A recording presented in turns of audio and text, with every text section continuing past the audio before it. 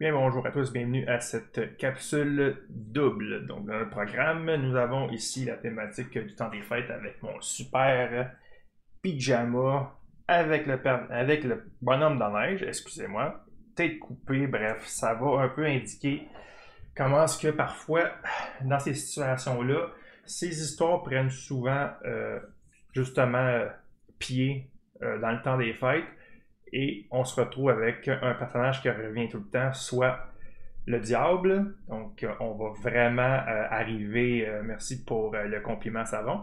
Donc, on se retrouve justement avec ce personnage qui revient toujours ou très très souvent dans les légendes québécoises, donc à se considérer justement le diable avec un grand D, qui lui finit toujours par être un entremetteur ou avoir évidemment l'avantage, avoir des gens qu'il peut flouer ou abuser. Donc, on va voir ça sans plus tarder. On se retrouve donc tout d'abord avec une représentation historique. Ça n'a pas commencé, ça n'a pas sorti des boulamites, ça vient de quelque part.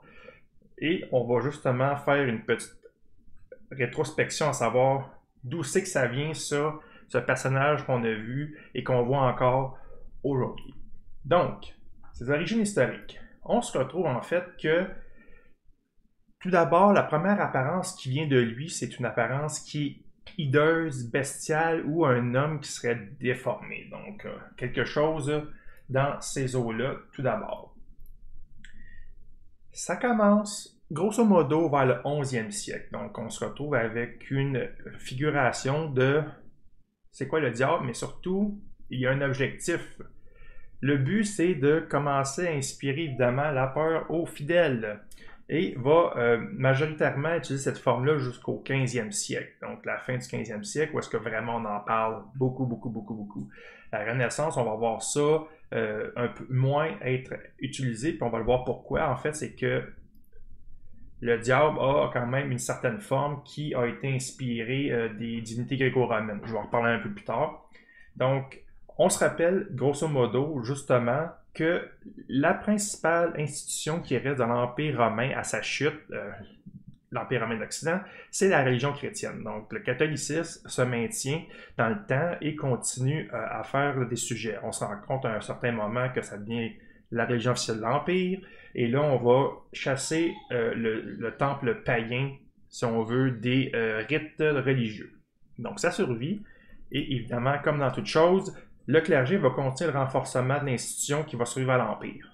Donc, le but, c'est de la renforcer au plus au à mesure, s'assurer que tout le monde continue à suivre le chemin et ne pas tergiverser. Donc, ça, il faut se rappeler, justement, comme je le disais, il y avait beaucoup de dieux païens. Et on va s'inspirer en partie, prendre des phases ou des images particulières, à savoir, ces apparences-là vont s'inspirer de dieux païens. Donc les moines et les religieux au départ qui vont le voir ou qui vont dire l'avoir aperçu vont rapporter des cornes, des ailes, la barbiche, le regard de feu embrasé, puis les pieds de bouc. Mais ça, c'est très très animal comme représentation, on s'entend, parce qu'il n'y a pas grand-chose ici qui se voudrait d'humain, c'est bestial. Et ces caractéristiques, en fait, peuvent être retrouvées sur des dieux du panthéon gréco-romain. D'où mon introduction, justement, de la religion. Un de ceux-là est le dieu Pan. Donc, on peut revoir rapidement avec ces images-là qu'on se retrouve avec une situation où le diable est inspiré par d'anciennes divinités qui, à ce moment-là, étaient vénérées dans l'Empire romain. Donc, et à Athènes auparavant, avant sa conquête par Rome. Donc, de là viennent ses premières apparences au départ. Mais cette forme-là reste quand même utilisée pendant longtemps. On se retrouve avec un endroit où le 19e siècle va même voir la perpétuité de cette image. Et c'est au Québec que justement on va commencer à mettre la recherche un peu plus pointue, où est-ce qu'il y a des auteurs et des artistes québécois qui vont s'inspirer de cette image. À savoir Louis Fréchette, Louvigny de Montigny, Charles-Marie Ducharme, le dessinateur Henri Julien et le sculpteur Alfred de Liberté. Donc, les cornes, les pieds de bouc, la barbichette, tout ça. Donc, il continue à s'en servir. Là, on va se rendre compte en fait que le diable n'aurait pas une seule image. Donc, dans ces contes-là et ces légendes-là, on se retrouve avec une situation où il peut avoir certains rôles. Donc, il ne va pas toujours se présenter de la même façon. On ne le voit pas agir non plus de la même façon. Donc, on se retrouve justement dans ces histoires légendaires-là à le voir revêtir une autre forme, parce qu'il ne peut pas se présenter comme on l'a vu avec les cornes, les pieds de bouc, la barbiche. Il y a trop de représentations qui clairement sauteraient aux yeux des personnes qui sont présentes dans les histoires, les légendes. Donc, il faut s'assurer qu'ils soient quand même capables de se fondre un peu dans la masse, mais ici, ils ne font pas tant que ça. Donc, c'est ça l'ironie dans les histoires, c'est d'être capable de dire, observez bien et vous verrez que cet individu n'est clairement pas quelqu'un qui est à sa place ou du moins habituel. Salut Napi, comment tu vas? Donc, comme je disais, il va agir sous différentes façons et se présenter souvent sous la forme d'un homme. Donc, mais pas n'importe lequel. On se retrouve que malgré ces belles apparences, on va se retrouver à, si on l'observe, comme je le disais auparavant, on va être capable de le voir. Il y en a certains, en fait, personnages dans les histoires qui vont être capables de voir à travers le costume, puis tout ça, et se retrouver à dire lui, je fais pas confiance, c'est quelque chose qui ne fonctionne pas avec lui. On se retrouve donc à aller chercher quelle forme qu'il va utiliser donc, dans ces contes-là et ces légendes-là du Québec. À savoir, le diable séducteur. Donc, ses attributs, qu'est-ce qu'on retrouve chez un diable séducteur? Donc, pour l'image que vous avez vue, en fait, c'est une inspiration de la dernière émission que j'ai vue avec un diable dedans, et c'est Lucifer. Donc, voilà, c'est pour ça que j'ai pris lui. Si vous la connaissez, vous aurez remarqué le clin d'œil que j'ai fait avec lui. Et surtout qu'il considère très bien dans les détails que je parlais ici. Donc, il prend l'apparence d'un homme qui est de belle prestance, cultivé, avec des beaux habits. Donc, il se présente de cette façon-là. Et dans les contes québécois, il a souvent, s'il ne parle pas français, il parle un bon français, pour évidemment être bien compris, et va souvent appartenir à la bourgeoisie anglophone, donc d'avoir de l'argent, du pouvoir. Donc, on commence à avoir certains thèmes ressortir ici, de ce côté-là. Dans une soirée, il va arriver à l'improviste, comme ça. On s'y attend pas, personne n'est invité, mais il se présente et il fait évidemment la joie des femmes parce qu'il est séducteur, il est apprécié, les discussions sont intéressantes, il sait danser, bref, tout du parfait gentilhomme. Et il va aussi rendre jaloux certaines personnes, donc certains hommes, qui se sont vus refuser l'attention des femmes qui sont présentes parce qu'elles n'ont Dieu que pour le bel et connu qui vient de se présenter, tout sorti qu'il est de son... j'en perds mes mots tellement je suis fatigué, mais comme ça, qui arrive à l'improviste et qui pourtant séduit tout le monde ou presque. Il y a aussi certains indices, je ne sais pas pourquoi j'ai écrit ça, quand je vous dis la fatigue me rattrape, donc je m'excuse pour la coquille, donc vont quand même indiquer et semer le doute sur l'identité de l'individu. À savoir, qu'est-ce qu'on va retrouver? On se retrouve avec, en fait, qu'il va enlever son manteau, mais ne se dévêtit pas de son chapeau, de ses gants. Donc, certaines choses qui le permettent de cacher peut-être quelques attributs légèrement démoniaques, donc de ne pas devoir évidemment dévoiler aux convives. Et, comme je le disais, vaut mieux camoufler certaines choses si nécessaire. Il y a aussi d'autres considérations. Ses yeux vont briller d'une lueur sombre, donc cette espèce d'intelligence maligne qui se maintient dans son regard.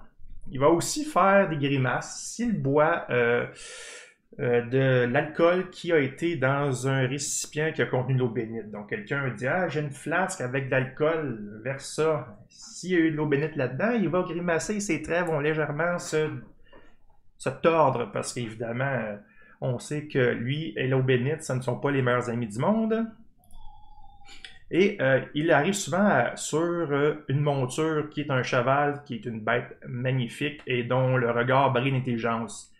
Il brille tellement d'intelligence en fait qu'il va donner l'impression que c'est peut-être pas un cheval ordinaire et même aller jusqu'à avoir ce sentiment que ce serait plus une personne qu'un animal. Donc, on a justement tous ces indices-là qui arrivent au fur et à mesure et qui, tranquillement, au fil de la soirée, vont donner certains indices à certaines personnes qui sont là. Donc, les convives vont de plus en plus se rendre compte que l'étranger qui vient d'arriver, il cache quelque chose qui est assez spécial, mais surtout quelque chose de malaisant. Et en fait, ces personnages-là vont souvent être soit une femme âgée qui est sage, ou même un bébé dans une des histoires qui m'a été donné de lire, qui pourrait donner l'alerte en fait que c'est pas la personne qu'on croit et que sous les attributs de l'homme séducteur se cache en fait le diable incarné. Donc on se retrouve justement à voir qu'ils ne sont pas dupés et vont vouloir mettre en avertir les personnes qui vont parfois être dans l'œil du malin, donc celui que le diable va décider de courtiser ou de savoir qu'il peut aller chercher quelque chose d'eux autres. Donc, on a le séducteur et maintenant on parle d'un autre candidat qui est en fait celui de l'homme d'affaires, donc celui qui représente un contrat ou un pacte. Donc ça, le pacte, en fait, on va voir, ça date d'un certain moment. Donc c'est en fait un élément de la démonologie médiévale. Souvent, comment est-ce qu'il se compose en fait?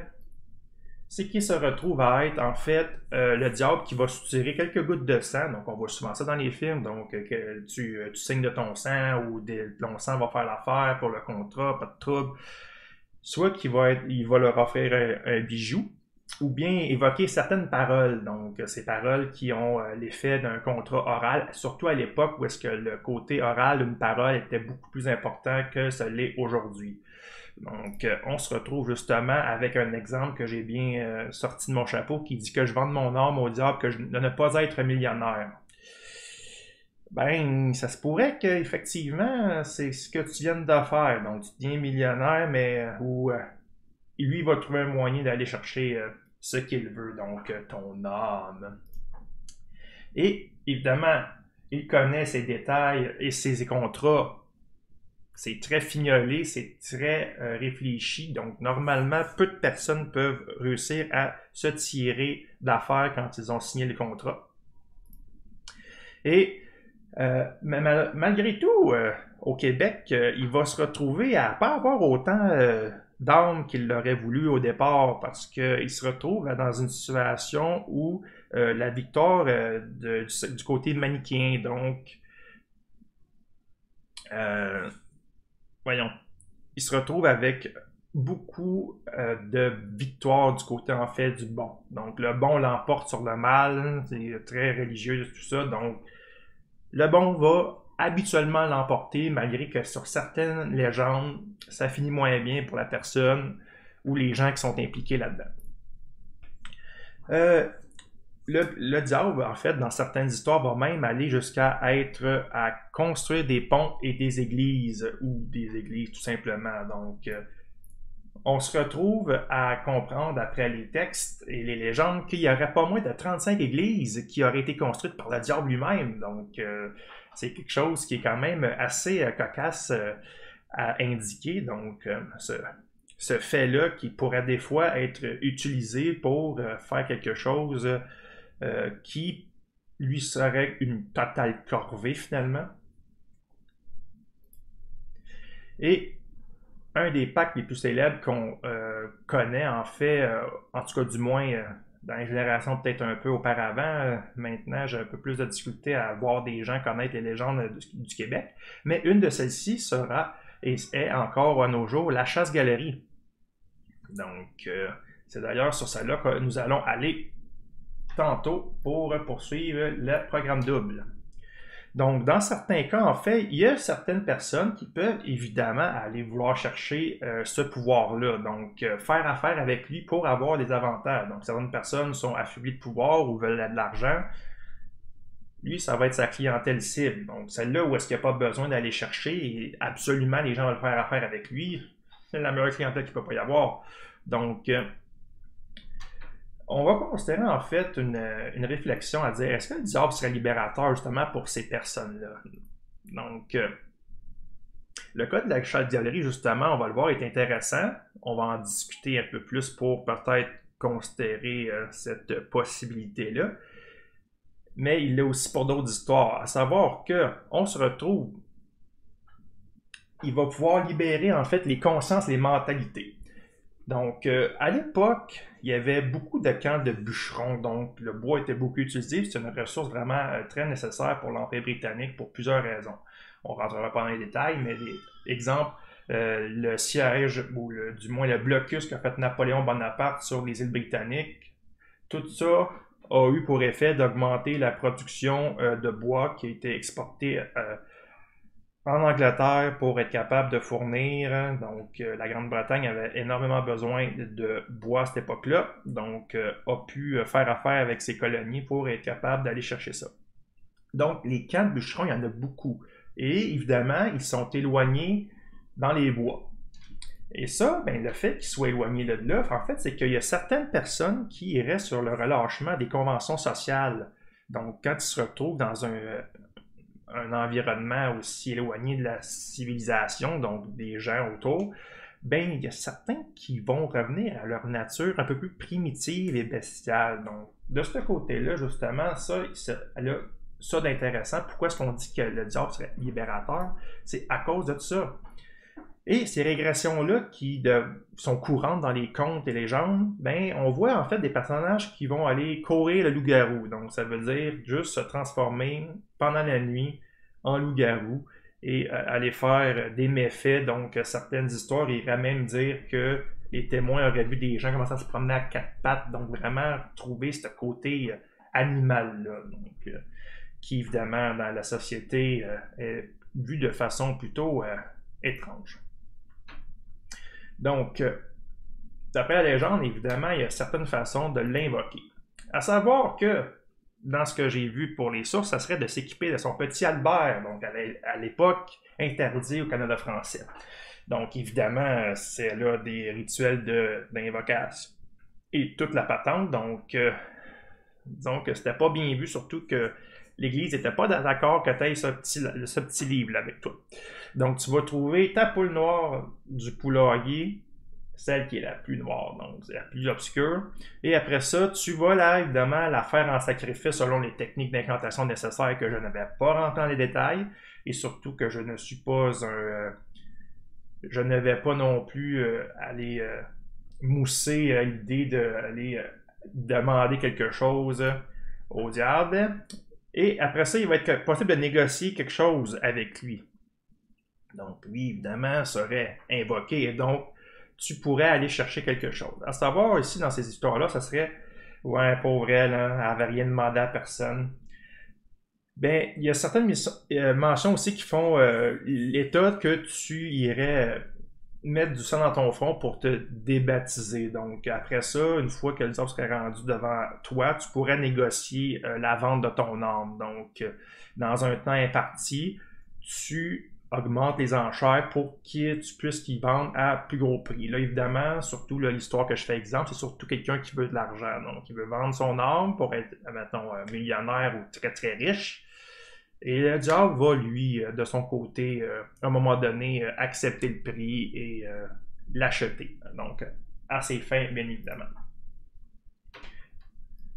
On se retrouve donc à cette époque-là, justement, par un échange qui aurait été, mais là, à ce moment-là, fait par quelqu'un. Donc, c'est pas le diable qui se présente lui-même et qui essaye de trouver quelqu'un à lui dérober son âme. À ce moment-là, ou dans cette situation-là, on a quelqu'un qui se présente et qui dit « Moi, je t'avais. Combien? » Donc, lui, c'est habituellement plus facile pour lui de faire ça. Donc, je voulais avoir une petite représentation du livre en question. Donc, lui qui était interdit. Donc, il y a certains lieux, en fait, qui vont être plus susceptibles de le rencontrer. Donc, c'est bien beau tout ça, mais il faut quand même avoir qu'il y a des endroits qui seraient plus agréables pour lui de visiter. Donc, jusqu'au 19e siècle, l'île d'Orléans, qui est proche de Québec, en fait, est surnommée l'île des sorciers, à cause qu'il y a des lueurs inquiétantes qu'on attribue une présence démoniaque. Donc, évidemment, je n'entrerai pas dans les détails, mais on s'entend que c'est très peu à cause de ça. Donc, on se retrouve dans une situation où les gens voyaient les lueurs, puis ça a l'air du démon. Bref.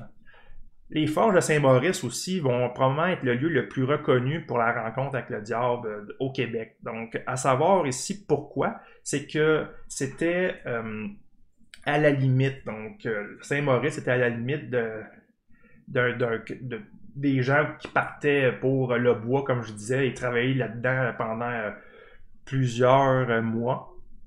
Et c'est là qu'on avait plus l'impression que certaines personnes pouvaient justement laisser libre cours à leurs plus bas instincts, ou du moins devenir plus animal ou courir le loup-garou, comme je le disais.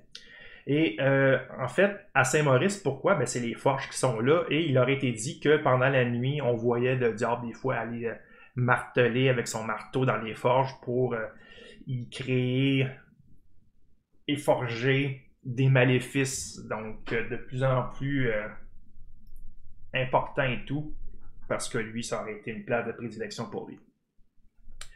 Donc, en termes de toponymie, en fait, on constate que le diable est très québécois parce qu'il y a quand même plusieurs endroits qui en font référence. Donc, évidemment, je ne dis pas que c'est la seule place au monde qui a des références comme ça, mais c'est quand même drôle de voir qu'il est quand même naturalisé assez bien, je trouve, dans ces contes-là.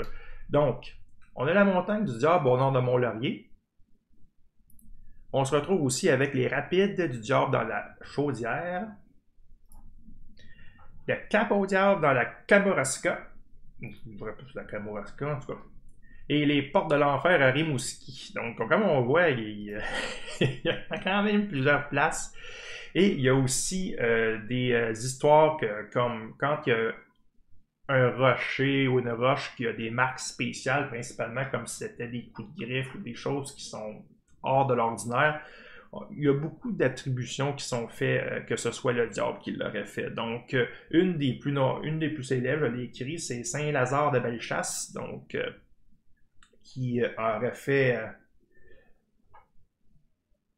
Ouais, il y a aussi ça, donc ça fait partie un peu de avec cette expression-là du diable libérateur. Le diable, c'est une bonne personne. Et lui, c'est un Christ. Donc, bref, on se retrouve avec des situations comme ça, justement, qui témoignent de cette ambiguïté. Et il faut aussi considérer qu'une roche va être avec, comme je le disais, avec des marques étranges. Donc, d'ailleurs, la roche du diable de Saint-Lazare de Bellechasse, ça pourrait peut-être être une histoire que je pourrais raconter, donc par rapport à la légende où est-ce que le diable lui aurait laissé une marque. Je n'irai pas dans les détails si j'en parle, mais c'est ça. C'est l'idée qu'il serait passé par là puis il aurait laissé sa trace. Donc, je voulais quand même prendre le temps de montrer la roche en question. Donc, on voit ici les grosses marques qui auraient été faites, donc qu'il aurait laissé avec ses super griffes de sa super menotte, donc pour s'assurer qu'il soit à jamais su qu'il était là, mais je sais qu'il était chassé de quelque part. J'ai oublié de mettre les animations, mais bon. Donc, les hypothèses sur la grande présence du diable dans les mythes et légendes du Québec. Donc, je me suis dit, pourquoi pas réfléchir un peu et pourquoi, en fait, il y a autant d'histoires qui sont faites avec lui comme le gros méchant ou la personne qui va clairement aller chercher quelque chose. Donc, on se rappelle, en fait, que pendant la Nouvelle-France, il y avait beaucoup de personnes, des coureurs des bois et tout ça, il y avait beaucoup d'hommes, mais la religion, il essayait de garder un contrôle le plus possible dessus. Donc, à savoir pourquoi est-ce que c'était maintenu comme ça, c'est que, évidemment, la France était une société passablement chrétienne catholique, donc je ne parlerai pas des guerres de religion, ni de la révocation de l'Édit de Nantes et de la fuite des protestants et tout, mais ça, c'est un autre sujet. Mais en Nouvelle-France, en fait, ils se rendent compte que les personnes, par exemple, les coureurs des bois, et ceux qui travaillent dans l'Ouest ou quelque chose pour la traite des peaux, ils sont moins sur la chose religieuse parce que justement, ils sont loin. Donc, l'Église n'est pas nécessairement là, puis le prêtre n'est pas là à côté pour rappeler la bonne façon de faire.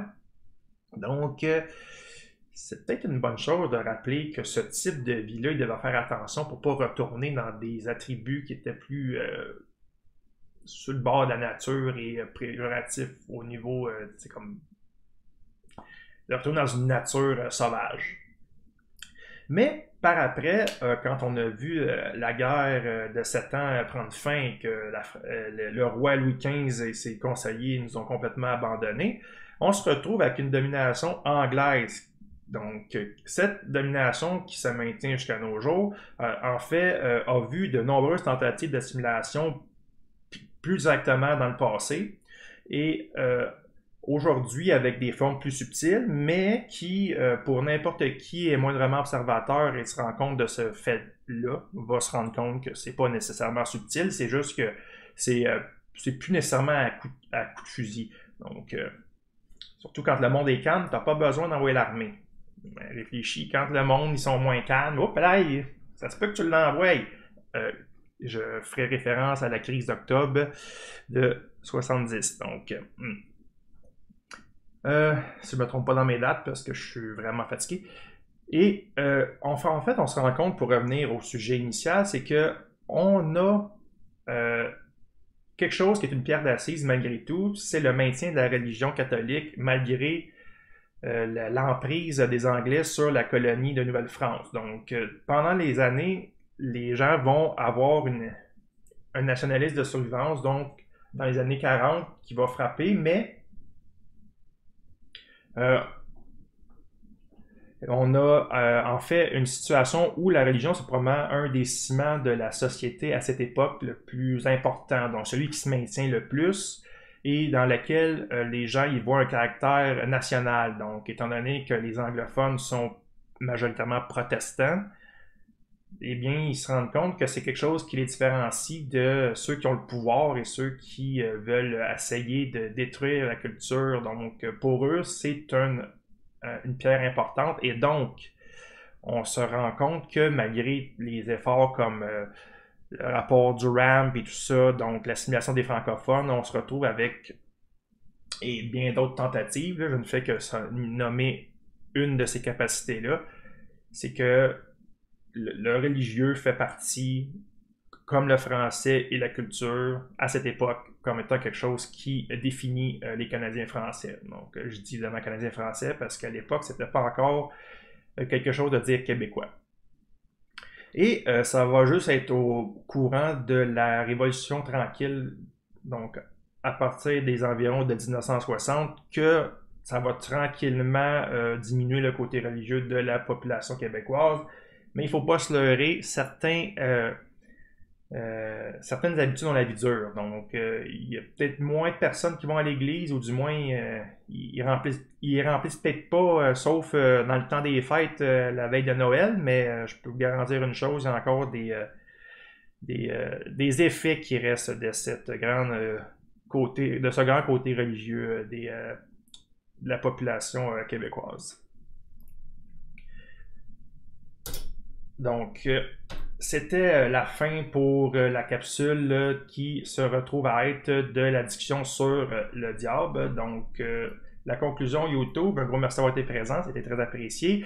Si vous avez aimé la capsule, n'hésitez pas d'aller voir les autres. Aimez, commentez, puis le petit bouton d'abonner, tapez-moi ça, puis restez là. On va continuer à avoir de l'information. Donc, on se revoit bientôt. Et puis, je vous souhaite une agréable journée et à la prochaine. Ciao!